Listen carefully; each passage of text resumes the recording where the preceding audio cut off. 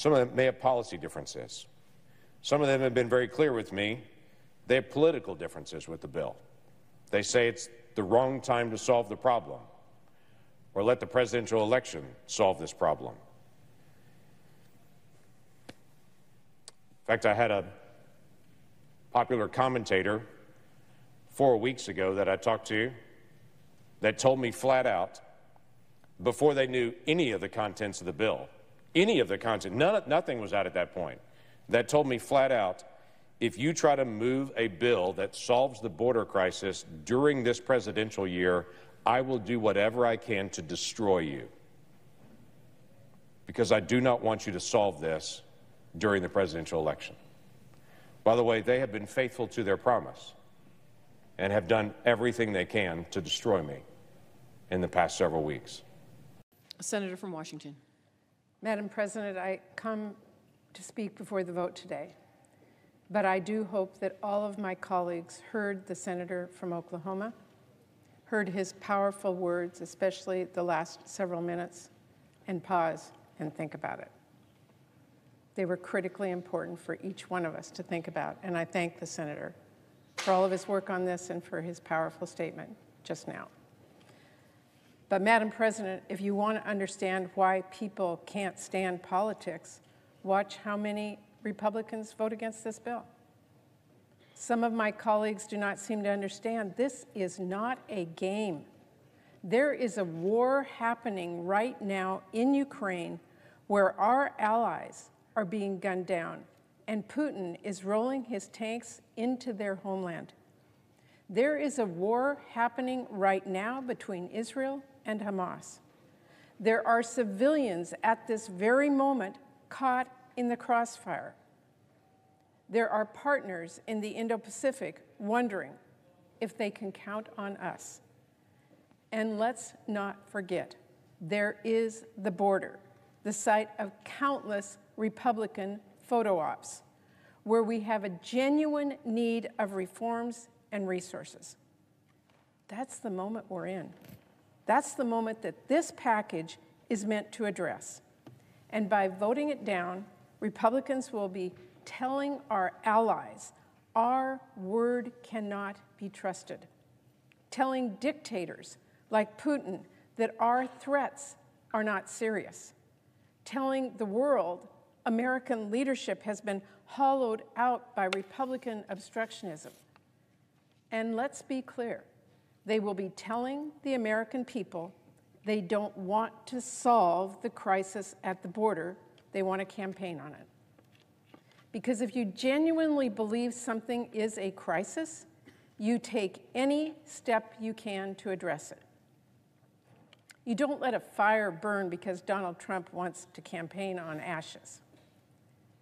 We've heard a lot of talk from Republicans about the border, about countering the Chinese government, about supporting Israel and standing up to Putin. But governing is about action. Governing is about compromise. Governing is about standing behind your word in order to solve problems. And I'm sorry to say that despite the talk from many Republicans about continuing to support Ukraine, they have yet to join us in actually voting for serious aid to Ukraine since last Congress. As the minority leader admitted yesterday, this was all because his side, Republicans, insisted Ukraine aid be tied to border policies. A standard, by the way, that they have not applied to any of our other allies, and one that tells every country who would partner with us, you better hope you don't become leverage for an unrelated partisan demand. It was an absurd request. I have said so from the start. But Madam President, a lot hangs in the balance. So Democrats listened to them and took them at their word and have been glued to the negotiating table in order to address this problem. And I want to thank from the bottom of my heart to my colleagues, to Senator Sinema, to Senator Langford, to Senator Murphy. They worked so long and hard to hammer out a deal on border policies, one that is, quite frankly, more conservative than many of us would have liked, including myself. But I worked tirelessly with my vice chair, the senior senator from Maine, to ensure that the border resources were there to help address this problem. And through listening and compromising and working together in good faith, we reached a bipartisan agreement to fund the border policies that others negotiated. And now, after saying they had to have both of these in the package in order to support it, Republicans are now poised to kill it. Republicans went from "we demand border policy changes" to "no policy is needed." They went from "we need time to look at this bill" to "dead on arrival in less than 24 hours." They went from "the border is a crisis right now" to "it can wait till November," in the blink of an eye, and will not support the bipartisan policy nor the bipartisan funding. What changed? What changed? Well, Donald Trump ordered Republicans to kill the bipartisan border deal. Trump has not been subtle. He has literally said, "Please blame it on me if this deal goes down in flames," and there's no action on the border. And Madam President, we're going to see today just how many Republicans fall in line, and it may well be most of them. But Madam President, I would remind my colleagues, the American people are the ones who sent us here, not Donald Trump. They are the ones we should answer to, not Donald Trump. And I think we all know the folks back home sent us here to solve problems, not to block bipartisan solutions. They want us to work together. They want us to make progress, even when it isn't perfect. And frankly, if that doesn't convince you to support this bill, if you are still thinking about what's good politics, not good policy, I still don't know why you would listen to Donald Trump, because solving problems, that is good politics. Maintaining America's national security, that is good politics. So I hope all of my Republican colleagues will think about this vote carefully. How long will you give Donald Trump a permanent veto over whatever policy he decides he doesn't like or isn't helpful to him personally? I have to ask, what is the point of being a senator if you let Donald Trump make all of the decisions for you? It wasn't so long ago that Donald Trump incited an actual insurrection. We all had to flee or be barricaded ourselves in our offices. Did any of my colleagues on the other side think you would let that same man dictate what policy you could or couldn't even debate? It was just 3 short years ago that some of you on the other side voted, and many of us voted to remove Trump from office. So I ask my colleagues, please, listen when I say today is a critical vote. Today is a day to decide. Today is a vote about whether we, as United States senators, will keep our word when we negotiate with each other.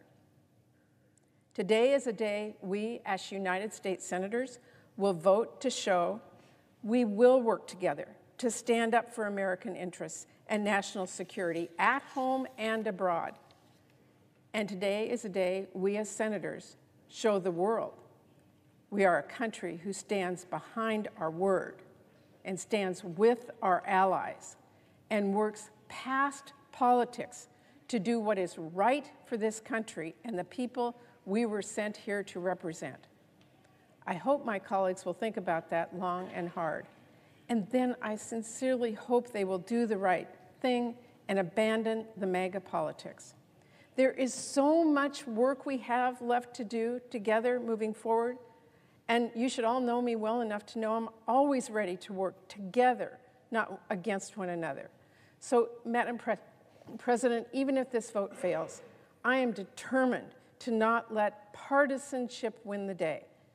We are going to try again to pass a package that gets our allies the aid they so desperately need. And I hope, before we get to that, that every senator in this body listens to what the senator from Oklahoma said and pauses and thinks about what their word means to the people who sent them here to do the right thing for our country. Thank you, Madam President. I yield the floor. Thank you, Mr. Chairman. I would like to express in the strongest words possible that I support the police, and we should be supporting the police here in our nation's capital because it's our nation's capital that has one of the highest murder rates in our country, one of the worst crime records in our nation's history, and is an absolute embarrassment to our country. I'd also like to remind everyone that one of our own colleagues was carjacked months ago here in Washington, D.C. We also just had a former Trump admin official die because he was shot here in our nation's capital. And many Hill staffers themselves have been attacked just walking the city streets. This is an ongoing crime epidemic here in our nation's capital, and it's appalling. We should be supporting police officers, not attacking Americans' gun rights, while all of us walk around under the protection of good guys with guns. Capitol Police carry those AR-15s and guard all of us, but yet Democrats would love to take away the gun rights of American citizens and blame guns that never get up by themselves and shoot people. Murder is already a crime. People kill people. They don't just kill them with guns. They kill them with knives. They kill them with fists. They kill them with objects. They strangle them. But yet I just listened to one of my colleagues say that we need to disarm Americans in order to somehow stop crime in Washington, D.C. We should will the gentlelady yield? No, I will not. We should be protecting and supporting police officers. I also heard President Trump come under attack once again because Democrats have nothing else to say to defend their own policies but attack President Trump. I'd like to remind everyone that it was Antifa, BLM, by the way, supported by Democrats. BLM as an organization raised millions and millions of dollars on Act Blue, the Democrat fundraising site. And then BLM riots across America that were endorsed heavily by Democrats and apologized and said mostly peaceful protest by media who are totally defending Democrats constantly. These riots caused $2 billion in damage across America. I'd also like to remind everyone that in 2017, when President Trump was inaugurated, that rioters nearly burned down Washington, D.C. That's right, nearly burned down the city here. But oh, we've got to attack President Trump every single day. You know, it was also Democrats that said things like, I don't know why there aren't uprisings everywhere. That was our former Speaker of the House. Our current Vice President, before the election of 2020, said, we will not stop. We won't stop. Talking about these BLM riots. Also, one of our Democrat colleagues is on video. By the way, all of this is on video, their statements. And she was talking about Trump supporters, and she said, when you see them, you make a crowd, surround them wherever they are. These are the statements that come from our Democrat colleagues, but they want to attack President Trump every single day and take away police officers' ability to stop criminals and arrest criminals and protect our city streets, our community streets, and our nation's capital. And I'm sick and tired of it. It is ridiculous. Absolutely ridiculous. So, Mr. Chairman, I would like to say I support the amendment that you just spoke on and introduced. And I would urge my colleagues to pay attention very carefully. The American people are paying attention, and they're not stupid. Just because you have a little microphone you can talk in doesn't mean that you can sit here and lie to the American people every single day. They can read the crime statistics. We all know you can't walk around this city without being in danger of being robbed or carjacked or murdered maybe. My goodness, how horrible is that? So let's support our police officers. Let's vote for good things to help citizens in this city. And Mr. Chairman, I yield back. Will the gentleman yield for a question? No, I will not yield to one of your stupid questions that are always attacking me and attacking President Trump. How about a mediocre question? No, I don't want to. I do not want an your excellent question. No, a smart question. No, my time. An intelligent question. You have no smart or intelligent questions.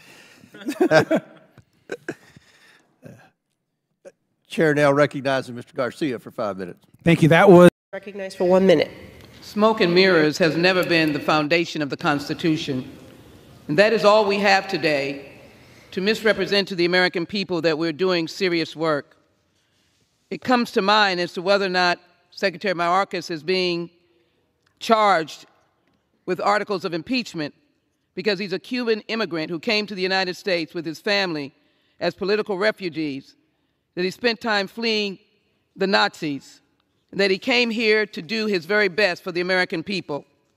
And yet, we attempt to charge him with willful violation of the law.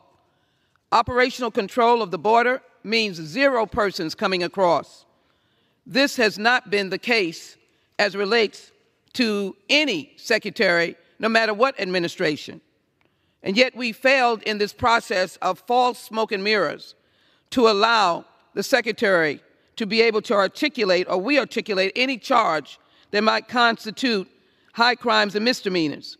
We failed to provide evidence to support the charges, such as they are. We failed to name the proper target. Gentleman's time has expired. Late an additional 30 seconds. I thank the gentleman. We failed to name the proper target for impeachment in a policy dispute. We failed to process anything against Secretary Mayorkas. And we could not in any way bring to suggest that he violated the law or that he benefited from any aspect of his work. This secretary has been denied due process. This is smoke and mirrors. The Constitution, the foundation of this land, is truth. There has been no high crimes and misdemeanor or bribery. This is an impeachment that should be immediately dismissed. I ask my colleagues to vote no on the articles of impeachment. I yield back. The gentleman reserves, and the gentleman from Tennessee is recognized.